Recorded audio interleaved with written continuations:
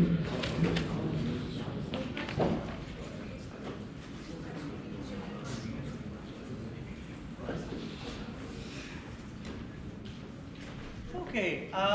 welcome back, ladies and gentlemen. Good to see y'all again.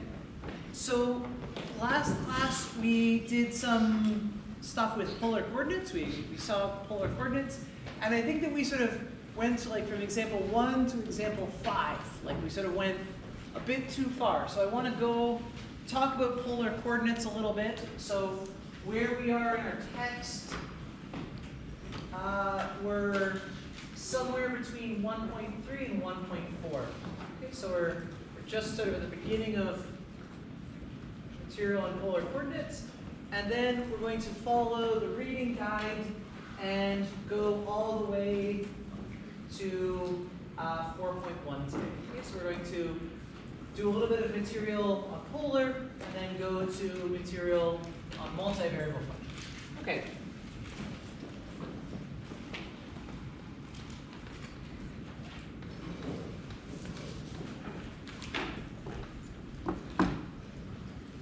So with polar coordinates, we've got this sort of this main definition, this main idea. We have our polar axis, and then our curve goes out to r or theta. So here we have angle theta.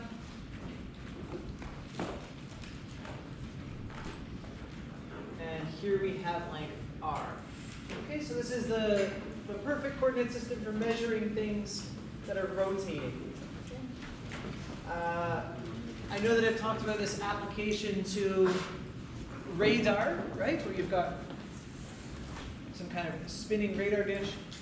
Another place where people use polar coordinates is for 3D scanners. So for a 3D scanner, you put an object on a turntable, you shine a laser at it. As it rotates, you measure the distance as the object rotates. So that's another place where this is a nice coordinate system to use.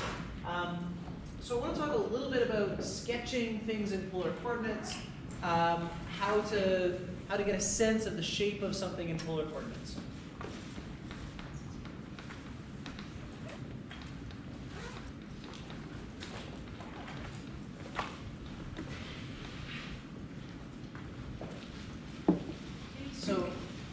To sketch a curve in polar coordinates,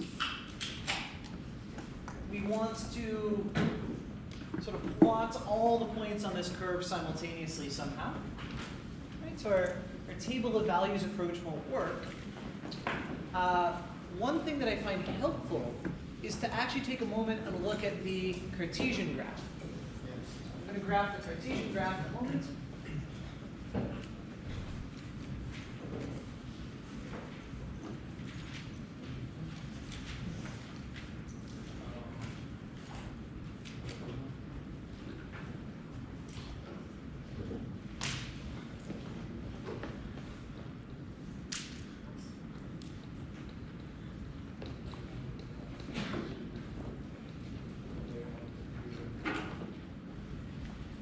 So what we'll do is we'll draw the Cartesian graph, and we'll relate that to properties of the polar graph.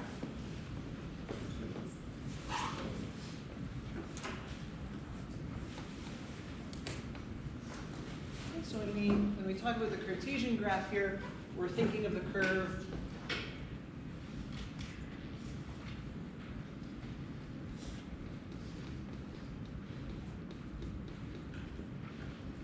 cos x, right? This is a curve we've seen several times and we're familiar with. And then we want to translate this into a polar graph of the same thing.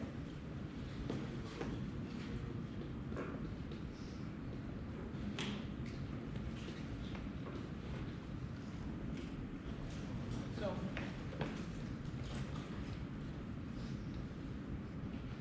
we'll highlight a couple key points on the Cartesian graph.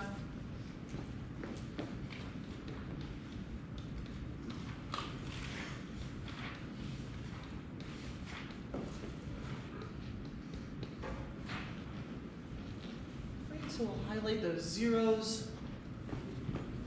zeros of the graph, and then the max of the graph. And we'll see how that translates into the polar graph.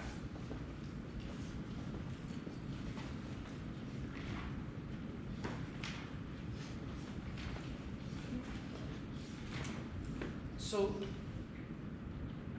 we want to think of x as becoming theta. Right? We're taking this graph and we're spinning it around the polar axis to get a polar graph. This point x, y becomes our theta. Okay, so at radius 1, theta is 0.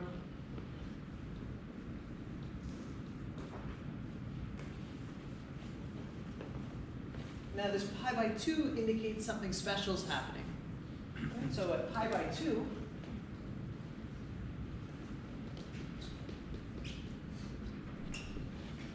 we've got some special behavior of our graph. And at theta is negative pi by 2, we've got more special behavior.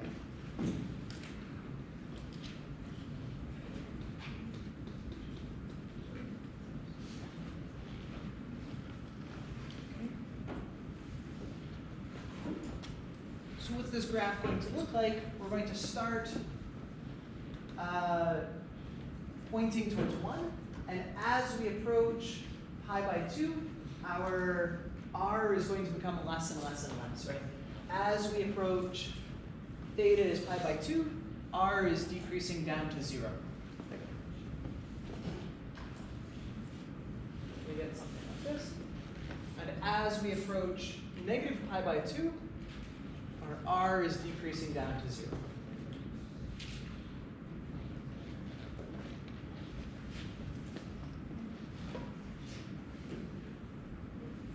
So we don't know the exact shape. We're not 100% sure this is a circle. Maybe it's sort of like more like an ellipse or something. We know that when theta goes to pi by 2, as theta goes to pi by 2, this will zero out. This will go to 0.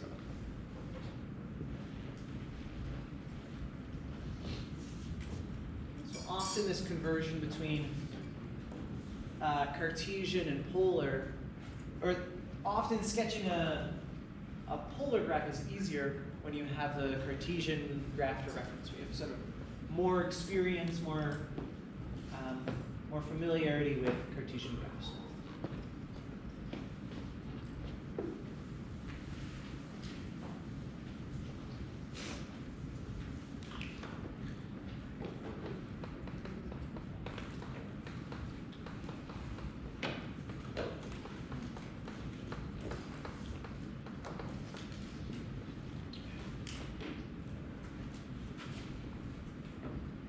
I want to do another sketch.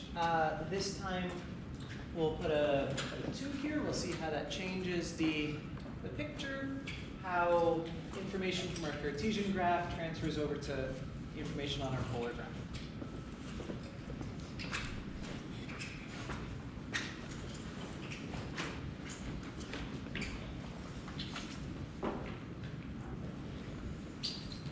Yep, sure. Do we have to mention like the orientation on the polar graph?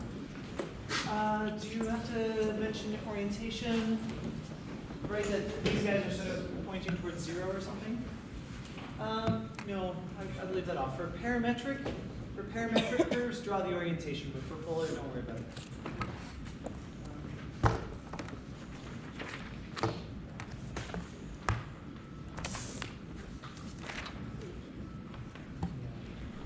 So, hello, welcome, greetings. So we draw our Cartesian graph. When we put a constant in front of our variable, we compress our graph. So our graph will go oscillating faster. Like this.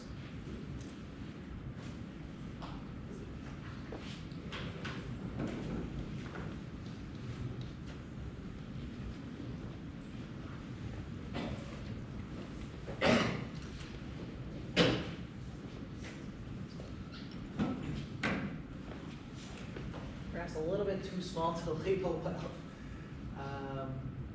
Right, this guy here will be pi by 4. Okay, so let's use this information to draw the polar graph.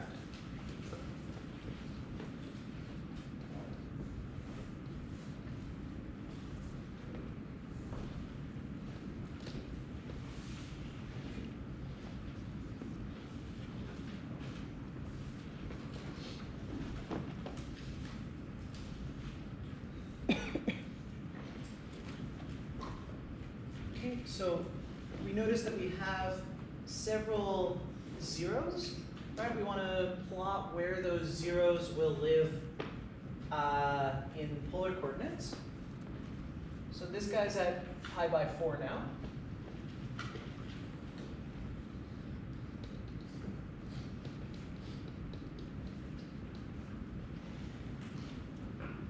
Okay.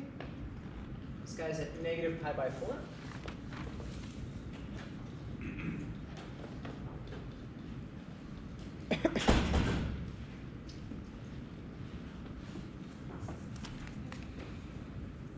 This 0 is at pi.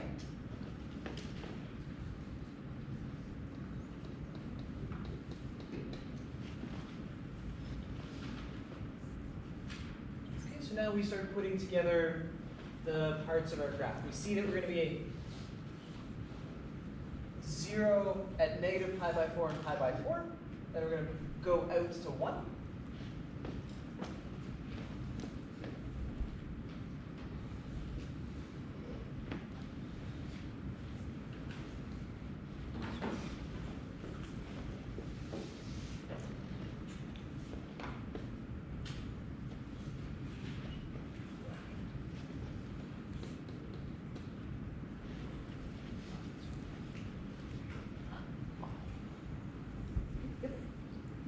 Shouldn't the second zero in the positive x-axis be pi over 2? Yeah, you know what? I think I should draw this a lot bigger. Yeah. Let's draw this bigger and relabel things.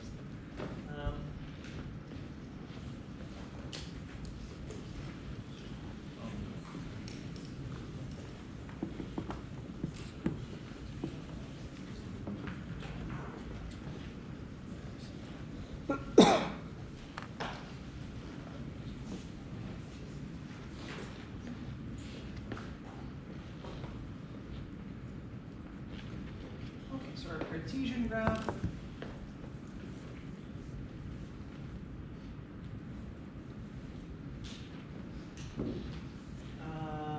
right, so this will be at pi, so this will be at pi by 4.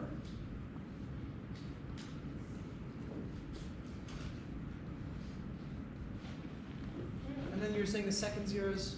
But yeah, I'm wrong on that. We're drawing from the top peak to that peak. Aha. So what's our second? Well, let's figure out what our second zero is. What's this guy? If we're coasting to it, yeah. 3 pi by 4. Yeah.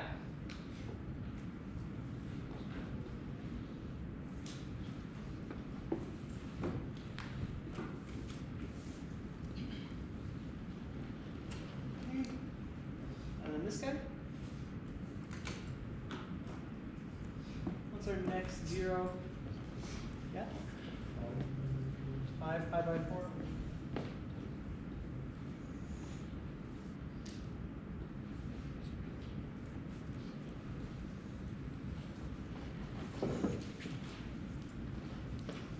Okay. Yes.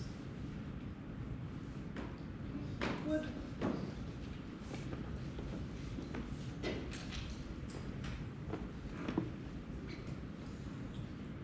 So we'll use that info to sketch. We're going to add in the lines pi by 4, 3 pi by 4, 5 pi by 4.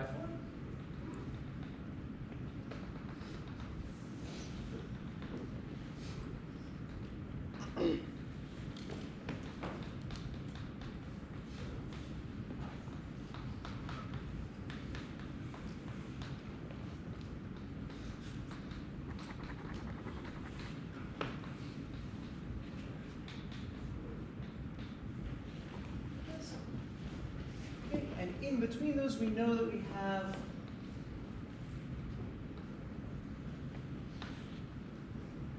some maxes and mins.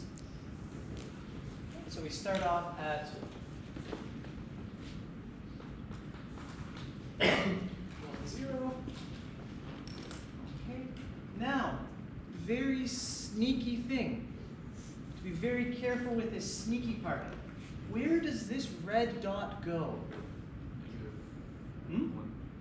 It goes to length 1, yeah, but it's a negative number, right? So we have to be careful with that. What are its Cartesian coordinates? Yeah. Yeah. Okay, very sneaky guy. So what we do is we go to pi by 2, and then we output a negative number. So we wind up coming down here.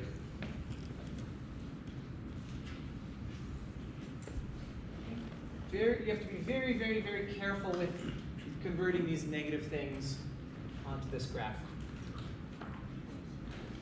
Okay.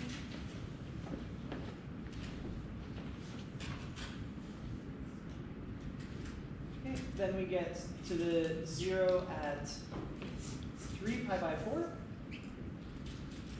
Now we start heading out, so yes. And we have another point.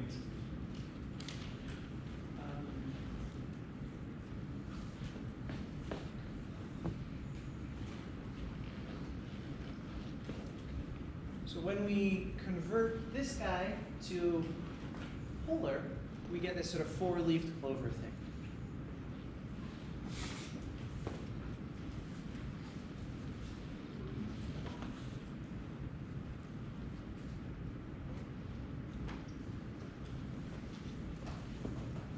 So let's have a look and see what that graphs to.